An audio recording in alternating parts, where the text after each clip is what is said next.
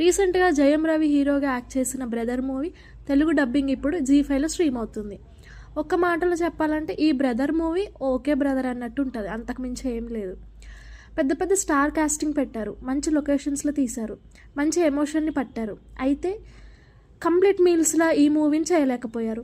కొంచెం నవ్విస్తుంది, కొంచెం చిరాకు తెప్పిస్తుంది. ఈ మూవీ స్టోరీ చూస్తే కార్తిక్ అందరికీ మంచి చేయాలని, ప్రతిదీ కరెక్ట్గా ఉండాలని అనుకుంటూ ఉంటాడు. అలా చేస్తూ ఇబ్బందులు కూడా తెచ్చుకుంటాడు. దానివల్ల కార్తిక్ తండ్రి హెల్త్ అప్సెట్ అవుతుంది. దీంతో కార్తిక్ అక్క ఆనందిని వచ్చి కార్తిక్ని ఊటీలో ఉన్న తన ఇంటికి తీసుకుపోతుంది. వాళ్ళది ఒక స్ట్రిక్ట్ ఫ్యామిలీ. కార్తిక్ దానికి పూర్తిగా ఆపోజిట్. అక్కడికి వెళ్ళినాక కార్తిక్ ఆ ఫ్యామిలీతో ఎటువంటి ప్రాబ్లమ్స్ ఫేస్ చేశాడు, కార్తిక్ వల్ల తన అక్కకి ఏ ప్రాబ్లం వచ్చింది, దాన్ని చివరికి కార్తిక్ ఎలా సాల్వ్ చేశాడు అనేది ఈ మూవీ. ఇక ఈ మూవీ రివ్యూ చూస్తే ఇది సిస్టర్ బ్రదర్ సెంటిమెంట్తో వచ్చిన మూవీ. మ్యాక్సిమం ఈ సెంటిమెంట్ బాగానే వర్కౌట్ అయ్యింది. అయితే ఇది కంప్లీట్ ఫ్యామిలీ ఎంటర్టైనర్ మూవీ. ఇలాంటి మూవీస్కి ఎమోషనల్ ఎంత ఇంపార్టెంటో డ్రామా కూడా అంతే ఇంపార్టెంట్. ఆ డ్రామా ఆడియన్స్కి విసుగు తెప్పించకుండా ఉండాలి. ఇక్కడ ఈ విషయంలో ఈ మూవీ ఫెయిల్ అయ్యింది.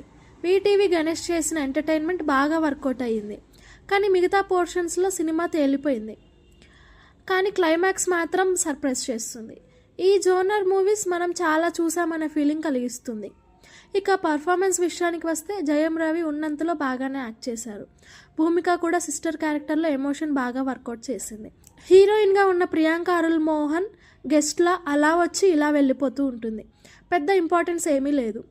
లవ్ ట్రాక్ కూడా అంతగా ఇంపాక్ట్ లేదు. రావు రమేష్ క్యారెక్టర్ మరీ ఓవర్ యాక్షన్ చేసినట్టు ఉంటుంది. శరణ్య క్యారెక్టర్ కూడా ఓకే. కార్తిక్ బావగా చేసిన నటరాజన్, ఫాదర్ మదర్ క్యారెక్టర్స్ చేసిన వాళ్ళు మూవీని స్టోరీతో పాటు క్యారీ చేశారు. వీటీవీ గణేష్ క్యారెక్టర్ మాత్రం అన్నిటికంటే హైలైట్ అని చెప్పాలి. ఇక మిగిలిన క్యారెక్టర్స్ అన్నీ స్టోరీకి తగ్గట్టు నడుచుకుపోతాయి.